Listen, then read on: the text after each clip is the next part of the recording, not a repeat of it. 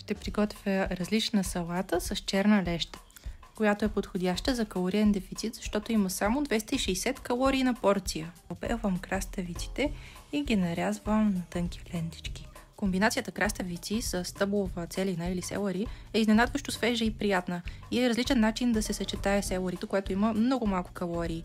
Намачках чесън, откъснах си прясна мента, около 4 стръка, накълзах я на много ситно, за да пусне аромата, и естрагон, с който направих абсолютно същото. Свежия протеинов дип приготвих, като смесих една супена лъжица горчица, нискомасленото котече сирене, билките, сокът от половин лимон, сол. Зеленчуците овкусих, съвсем няколко капки зехтин, около половин чайна лъжица, и спесих краставиците с селерито и черната леща. Разпределих свежия дип с котич сирене и подправки в две чини като канапе. Върху канапето оставих от сместа с черната леща и украсих с прясна мента от моята малка градина. След това консумирах с голямо удоволствие.